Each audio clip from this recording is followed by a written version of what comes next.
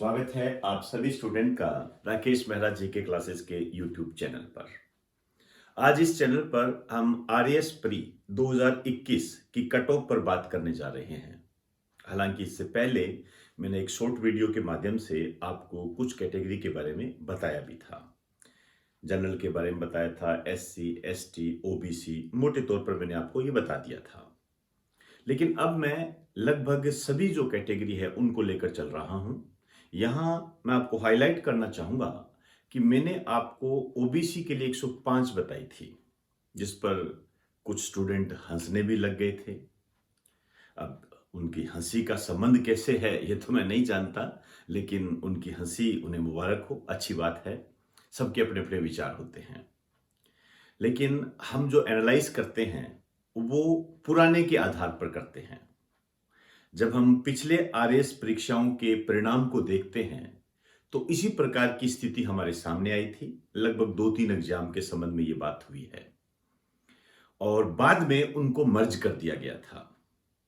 अब यदि इस एग्जाम में यही पुनरावृत्ति होती है तो 105 के आसपास ही रहेगी और बाद में उनको मर्ज कर दिया जाएगा। लेकिन यदि ऐसा नहीं होता है फिर क्या होगा, आज हम उसी पर ही बात करने जा रहे हैं। आइए सबसे पहले ओबीसी को ही स्टार्ट करते हैं, क्योंकि यही एक विवादित है।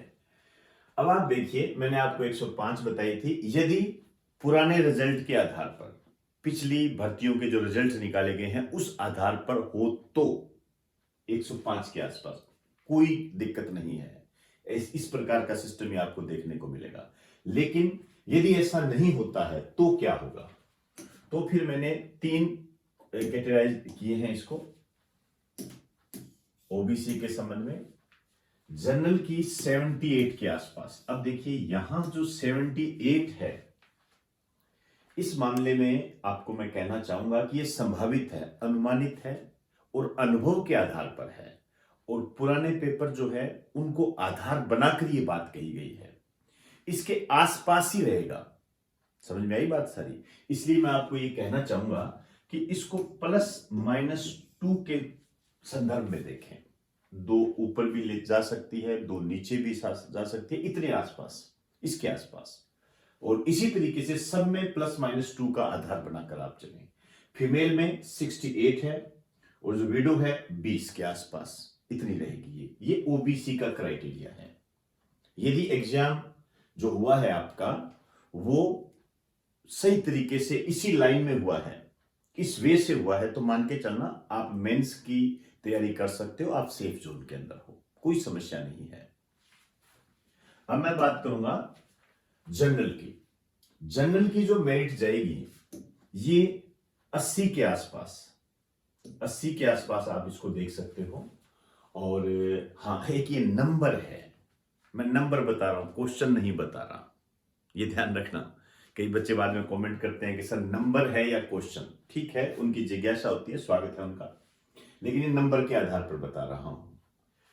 तो जनरल की जो मेरिट जाएगी, जो कट ऑफ आप कह सकते हो, वो 80 के आसपास, 80 के आसपास रहेगी। इसमें भी आपको ±2 का मार्जिन लेकर चलना है। ये ऊपर नीचे हो सकती है, इसमें कोई दिक्कत नहीं है। और फीमेल जो है ये 72 और सब में ±2। विडो 22, डाइवर्स जो है वो 60 के आसपास। एससी की बात करें तो ये 70 के आसपास रहेगी और इसमें भी आप ±2 का मार्जिन लेके देख सकते हो। Female 60, window 15। एसटी की जनरल 75 है, फीमेल 65 है, विडो 16 है। एमबीसी 76 और ईडब्ल्यूएस 74। अब आप अपना अपना मिलान कर लीजिए। ये अनुभव के आधार पर मैंने आपको बताई है। इसमें ज्यादा से ज्यादा, मैंने आपको पहले ही कह दिया, ±2 का ही फेर रहेगा। तो इस रेंज में यदि आप आते हो, जो आपको ये बताई जा रही है, तो आप मेंस की तैयारी स्टार्ट कर दें, इसमें लग जाए।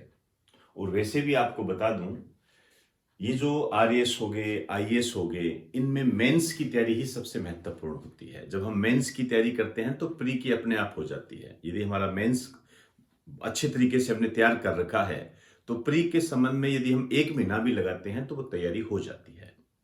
तो मैं उम्मीद करता हूं कि आप मेंस की तैयारी पहले से ही कर रहे होंगे और अब इसको अपने जो आपकी जो राइटिंग स्किल है इसको आप बढ़ावा देते रहें और शानदार तरीके से बार बार लिख कर अपने जो स्किल है इसको पॉलिश करते जाएं। तो दोस्तों, ये कुछ मैंने आपको कट ऑफ बताई है और इस कट ऑफ का आधार जो है वो पुराना है। में जो पुराने भर्ती परीक्षाएं हुई है उसके आधार पर मैंने आपको ये बताया है। कई कारण और भी है, उन कारणों पर आपको जाने की कोई आवश्यकता नहीं है। जैसे कोरोना भी एक फैक्ट है इस कट ऑफ को प्रभावित करने का, लेकिन ये क्यों कैसे है इस पर ज़्यादा चर्चा करने की आवश्यकता नहीं है, ना ही आपके पास इतना टाइम है।